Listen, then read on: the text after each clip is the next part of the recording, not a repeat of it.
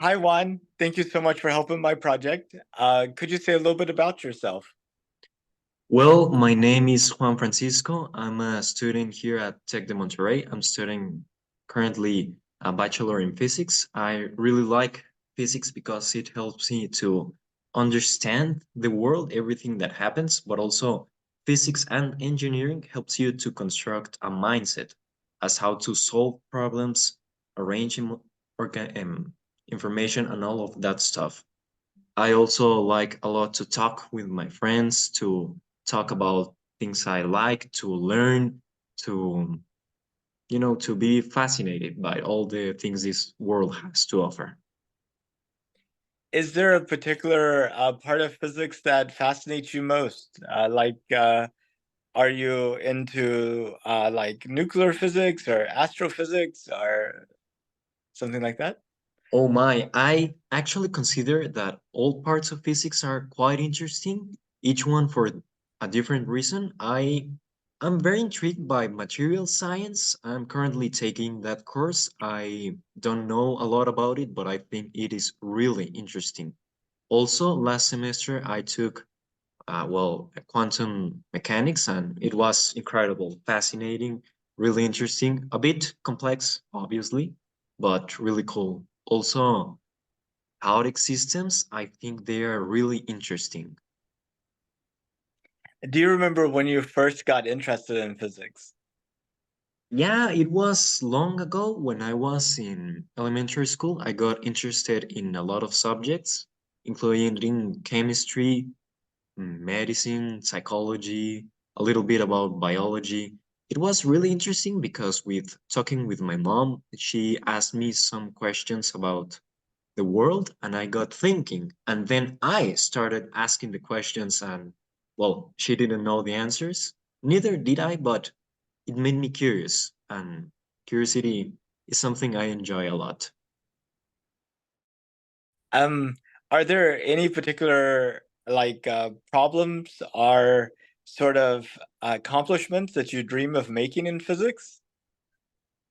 Well, I really like physics, comprehending the theory, but I wanna work in applying the theory, the physics in an engineering context. So I would really like to, one of my biggest accomplishments would be to work in lunar colonization missions and be a part of the project of life beyond the Earth. For example, the growth of plants or animals beyond in the moon, for example. That would be something very, I think, very interesting. Since you mentioned the moon, the last time we had people on the moon was 1972, and NASA is planning to send astronauts back to the moon. I was wondering if you had heard about this. Yeah, of course. I have heard about the Artemis missions. I am very excited. I am kind of grateful that I can see and live those missions while I'm getting my studying in physics because a lot of problems I can or things I learn in school, I can try to see them through the lens of the challenges the Artemis missions has to face.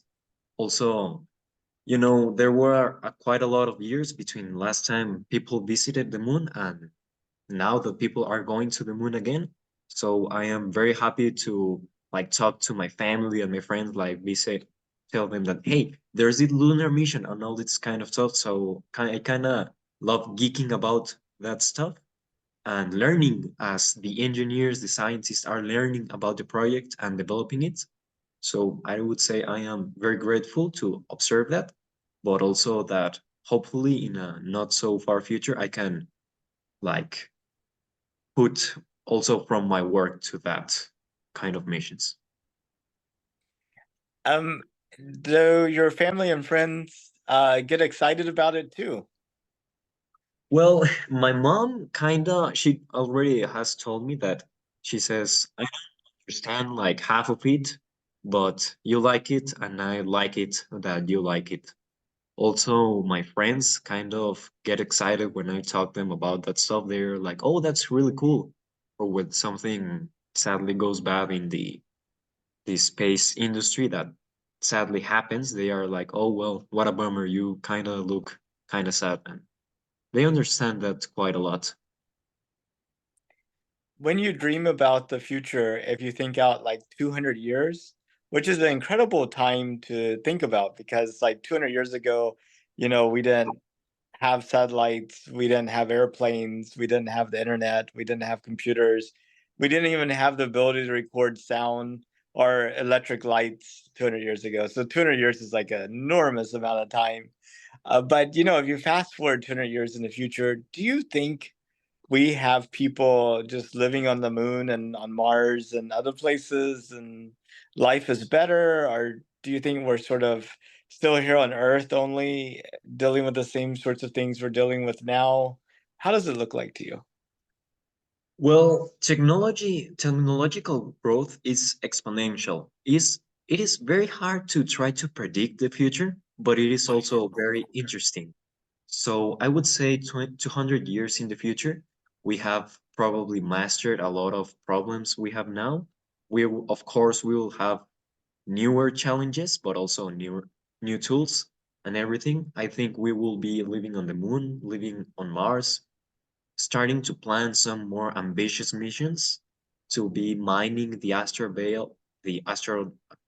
belt frequently, and also we will have lots of materials that are kind of rare now. For example, precious metals through asteroid mining will be very abundant.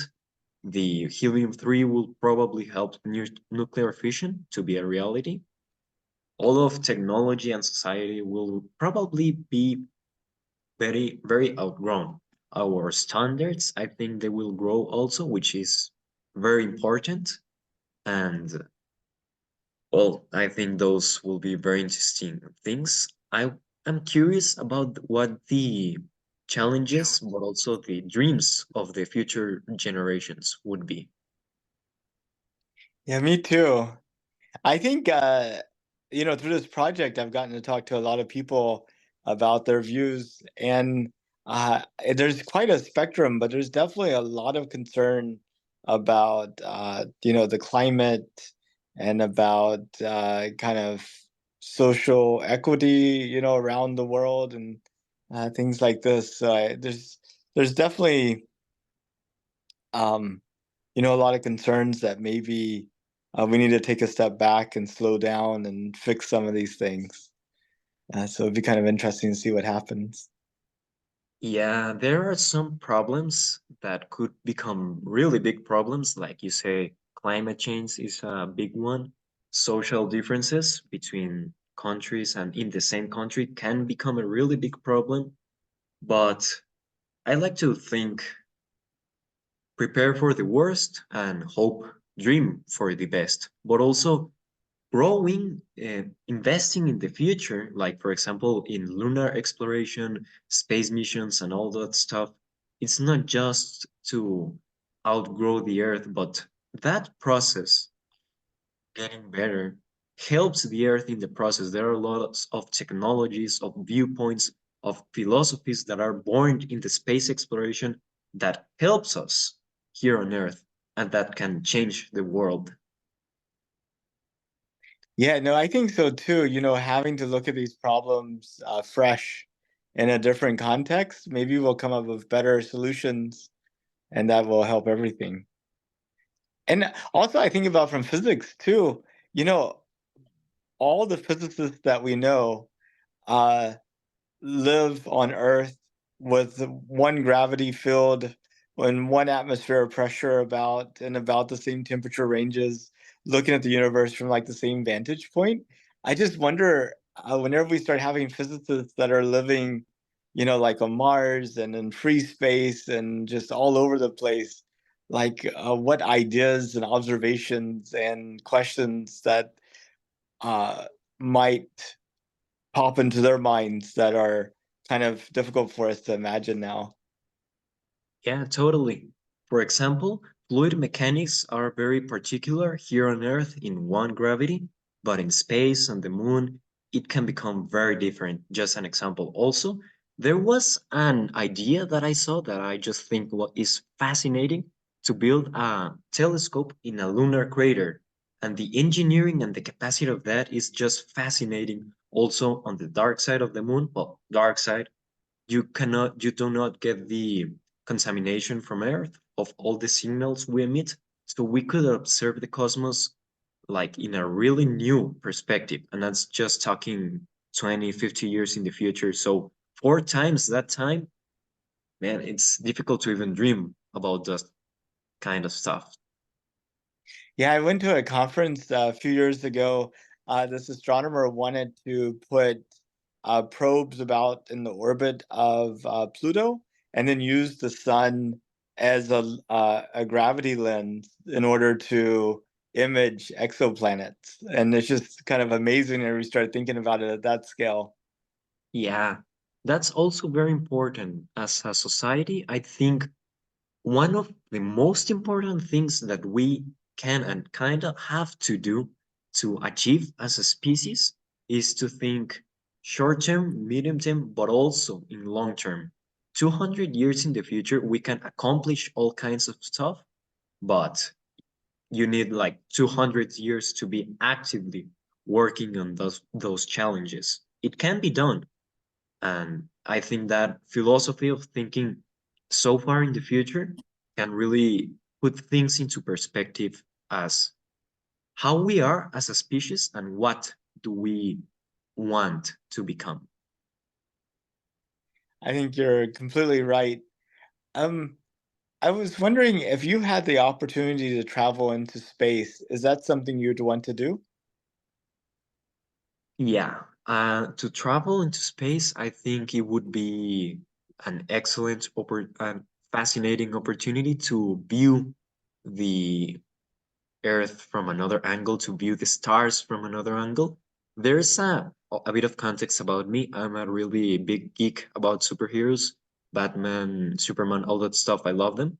And there's a comic panel that I really love. There's Batman and Superman in a satellite. They are talking and they are viewing the Earth. And Batman says, I am scared to view the Earth from here because it looks everything so small. And Superman corrects him and he tells, no, it's incredible to see the Earth from up here because from space there are no boundaries. We are all humans. And that kind of perspective is what I wish that we become as a species. Yeah, I keep thinking, of the United Nations instead of meeting in New York City, I actually met on a space station that was orbiting the Earth, and having that constant reminder that, the Earth is this finite, fragile thing. And like you said, from in orbit, you can't see any boundaries between countries. If that might help change the mentality that they approach sort of these global discussions with. I would hope so. I think it would be a little bit out of budget, but it would be incredible. It could be. I think though, SpaceX with their Starship program might bring the cost down of going to space to be almost as cheap as expensive airline tickets. It would be that would be very interesting. That the projects, the spaceships they are building there, they're taking an interesting approach. I would say that. Absolutely. Well, Juan, that's all the questions I had for you. Did you have any questions for me or anything else that you thought would be good to include in this record that I'm putting together that future generations will look back on and kind of learn a little bit more about the times that we're going through? Oh my, nothing that I can say in in a few seconds. So that would be all. Thank you for giving me the space to well, this space to express myself. I really love this kind of stuff, and thank you for giving me the opportunity to talk about these really incredible subjects. Well, thank you too. And um, I hope you have a good rest of your evening, and I hope our paths cross again. I sure hope so. Okay, bye bye. Bye.